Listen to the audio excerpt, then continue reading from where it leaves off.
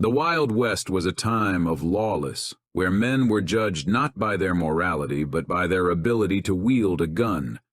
Amidst the rampant violence and disorder of that time, few names evoked fear and respect like Curly Bill Brocius.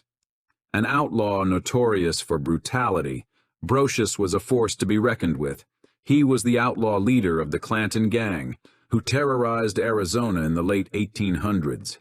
In this video, we will explore the life and crimes of Curly Bill Brocius, and will unravel the secret of the Old West. How Wyatt Earp murdered Curly Bill Brocius.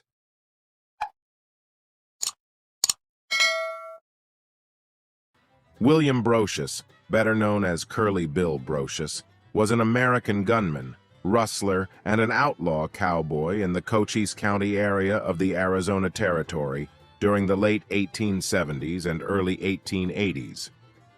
Brocius arrived in Arizona Territory from either Texas or Missouri about 1878. Before setting foot in the Arizona Territory, he briefly visited the San Carlos Reservation while herding cattle. Brocius was an outlaw cowboy and a rustler. Interestingly, for a period, he also assumed the role of a tax collector for Cochise County Sheriff Johnny Bahan. In this capacity, Brocius compelled other rustlers to pay taxes on their ill-gotten cattle, with the proceeds finding their way into the sheriff's treasury and augmenting his income. Brocius was described by contemporary author Billy Breckinridge in his book El Dorado, Bringing the Law to the Mesquite, as being the most deadly pistol shot of the cowboys. Able to hit running jackrabbits, shoot out candle flames without breaking the candles or lantern holders, and shoot quarters from between the fingers of volunteers. When drunk, Brocius was also known for a mean sense of humor and for such practical jokes as using gunfire to make a preacher dance during a sermon, or forcing Mexicans at a community dance to take off their clothes and dance naked.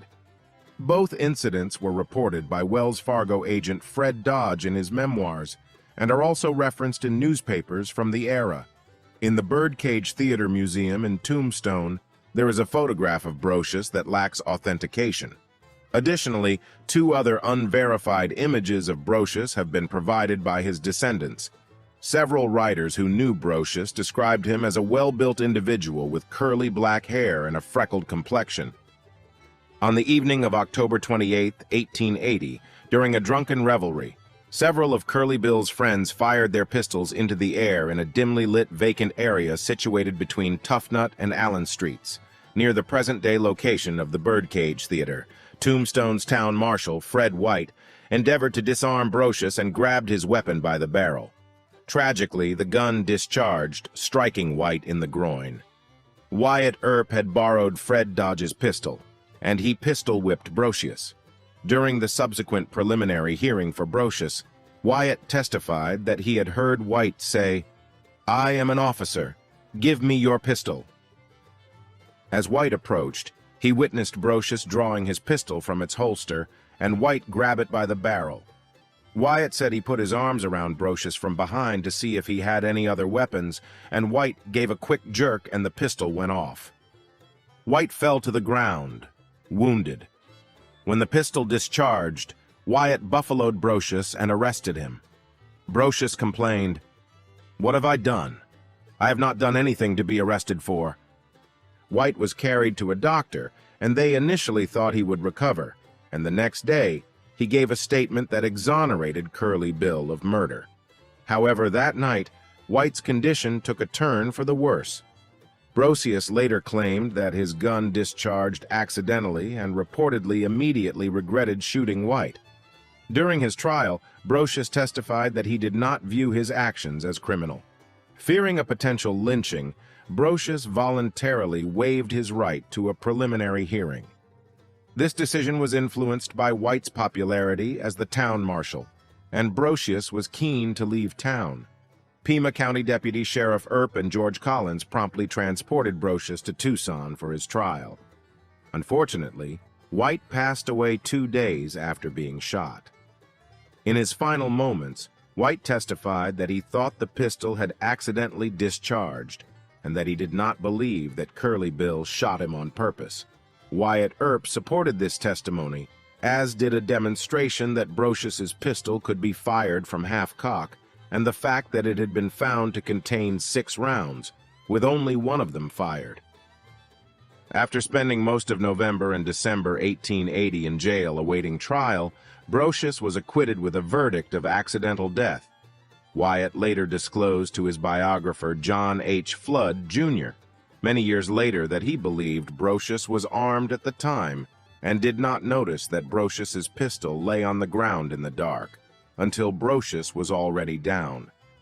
Despite being responsible for the deaths of several other men during his life, Brocius had apparently personally liked Wyatt, and consistently asserted that his death had been a tragic accident. Outlaw Cowboy. On March 8, 1881, Brocius and his friend Johnny Ringo rode to Maxey, near Camp Thomas, Arizona. Cowboy Dick Lloyd got drunk while playing poker in O'Neill and Franklin's saloon. After shooting and wounding one man, Lloyd rode his horse into the saloon where Brocius was drinking.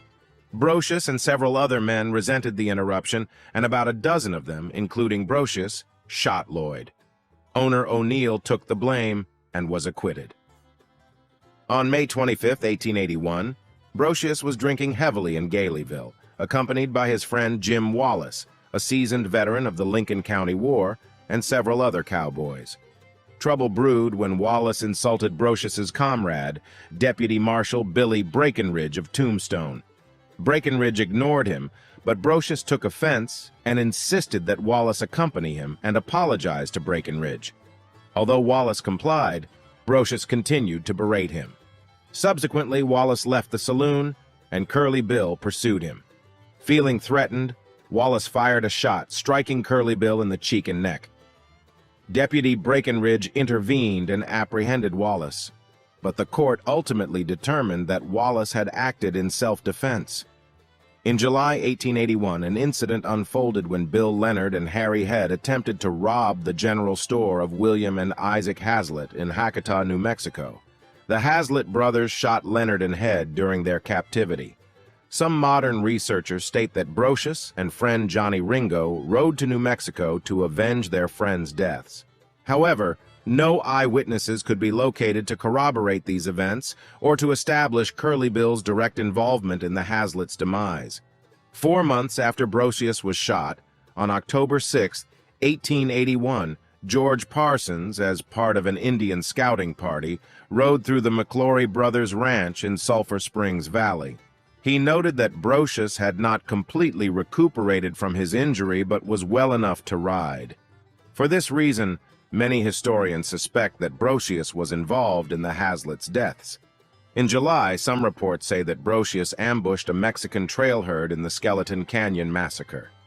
In this grim event, 6 vaqueros lost their lives, while the surviving members were taken captive, possibly subjected to torture, and ultimately met their demise. Allegedly, Curly Bill proceeded to sell the pilfered Mexican beef to Newman Haynes Clanton in the subsequent month. Tragically, when Old Man Clanton and 4 others were herding the stolen beef along the trail to Tombstone, they fell victim to an ambush in what is now referred to as the Guadalupe Canyon Massacre, resulting in their deaths at the hands of Mexican assailants. However, no credible reports have confirmed Curly Bill's direct involvement in these incidents. Brocius was still recovering from being shot in the face by Wallace only 6 weeks earlier. Some modern researchers doubt that he was well enough to take part in these events. Assassination of Morgan Earp. Subsequent to the gunfight at the OK Corral on October 26, 1881, Brocius robbed the Tombstone, Bisbee stagecoach on January 6, 1882, and the Tombstone, Benson stage the next day. In response, Deputy U.S. Marshal Wyatt Earp organized a posse to pursue the culprits, but their search in the Chiricahua Mountains proved fruitless. Brocius reappeared in Tombstone on March 17th. He was implicated by Marietta Duarte, the wife of Pete Spence, as a participant in the assassination of Morgan Earp. However, Justice of the Peace Wells Spicer rejected her testimony on the grounds of it being hearsay and because she could not testify against her husband. Lacking concrete evidence, the prosecution dropped all charges against the Cowboys. On March 20th, 1882, Deputy U.S. Marshal Wyatt Earp shot outlaw cowboy Frank Stillwell in Tucson while guarding his brother Virgil, who was en route to California. Death at Iron Springs. On March 24, 1882, the Earp party was expecting to meet Charlie Smith at Iron Springs, later Mescal Springs in the Whetstone Mountains. Smith was bringing cash from Tombstone about 20 miles to the east to help pay posse expenses. As they surmounted the edge of a wash near the springs, they stumbled upon Brocius, Pony Deal, Johnny Barnes, Frank Patterson, Milt Hicks, Bill Johnson, Ed Lyle, and Johnny Lyle cooking a meal alongside the spring. As per Wyatt Earp's account and an anonymous report submitted to the Tombstone Epitaph, he led the posse as they stumbled upon the Cowboys' camp at the springs from less than 30 feet behind an embankment. The Cowboys initiated gunfire just as Earp dismounted. Initially, they believed they had hit Earp, but it turned out they struck his saddle horn instead. Texas Jack Vermillion, whose horse fell victim to the gunfire, remained composed under the barrage and closely shadowed Wyatt during the ensuing firefight. Doc, Johnson, and McMaster returned fire and sought refuge. Warren Earp was away on an errand at the time. 18 months prior, Wyatt Earp had protected Brocius against a mob ready to lynch him for killing Town Marshal Fred White. Furthermore, he provided testimony that played a pivotal role in sparing Brocius from a murder conviction. Now, Brocius aimed his shotgun at Earp from approximately 50 feet, but missed.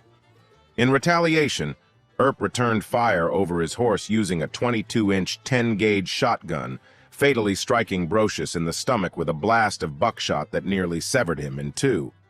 Brocius collapsed at the water's edge by the spring. The Cowboys unleashed a volley of shots at the Earp party, but the lawmen's fire was so intense that those Cowboys who could left. Bullets punctured both sides of Earp's long coat, with one striking his boot heel and another grazing his saddle horn, scorching the saddle hide and narrowly missing Wyatt. Engaging his pistol, Earp shot Johnny Barnes in the chest and Milt Hicks in the arm. Vermillion tried to retrieve his rifle wedged in the scabbard under his fallen horse, exposing himself to the Cowboys' gunfire. Doc Holliday helped him gain cover. Wyatt Earp had trouble remounting his horse due to a cartridge belt that had slipped down his legs. He was finally able to get on his horse and retreat. McMaster was grazed by a bullet that cut through the straps of his field glasses. Earp biographer John Flood wrote that the Cowboys interred Brocius's remains on Frank Patterson's nearby ranch, located along the Bubba-Comari River. This is close to the original McClory Ranch site about 5 miles west of Fairbank, before the McClorys moved to the Sulphur Springs Valley in late 1880. Brocius's grave site has never been identified. Proof of death. Fred J. Dodge, an undercover agent employed by Wells Fargo and Tombstone, conducted inquiries into Curly Bill's demise. In his account, he mentioned conversing with J.B. Ayers, a saloon proprietor in Charleston, a locale frequented by the outlaws and rustlers. Ayers relayed that individuals present during the encounter had informed him that Curly Bill met his end at the hands of Wyatt Earp. They purportedly removed Brocius's lifeless body that very night, laying him to rest on Patterson's ranch along the Bubba-Comari.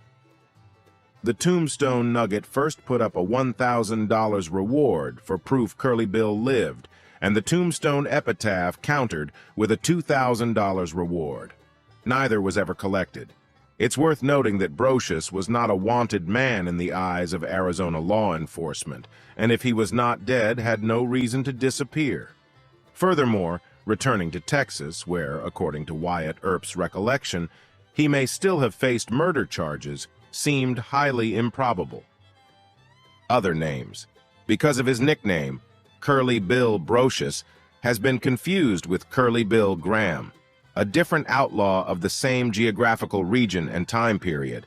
Graham was killed in a gunfight by Deputy Sheriff James D. Houck on October 17, 1887, and buried in Young, Arizona, and is not considered by historians to be the same Curly Bill of Charleston and Tombstone. Brocius's birth date, birth name, and birthplace are not known. In newspapers of the time, Brocius was known alternately as Curly Bill and Curly Bill. His surname has also been spelled as Brocius, although the former is the spelling used for his mail drop in Arizona Territory, according to one published letter of the time. Origins in Missouri. Historical research into Brocius's death turned up two possible earlier identities. Dennis McLaughlin in the Encyclopedia of the Old West reports that Brocius was from Missouri and named William B. Graham. He said Brocius rode for various Texas cow outfits and was known in Kansas.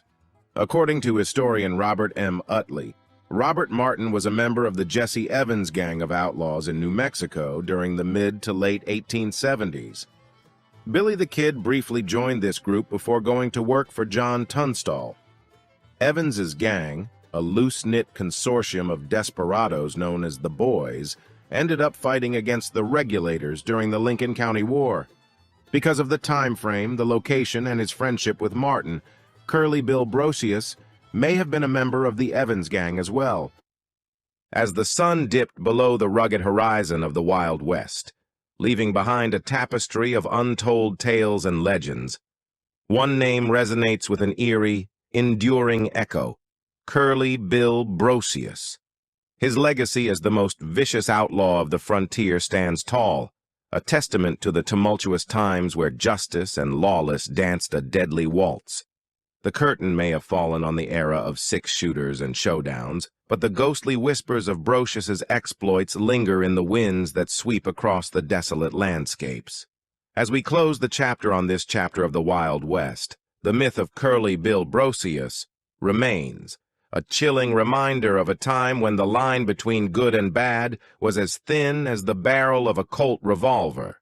The saga of Curly Bill may be over, but the indelible mark he left on the pages of history ensures that his name will forever be etched in the folklore of the untamed frontier.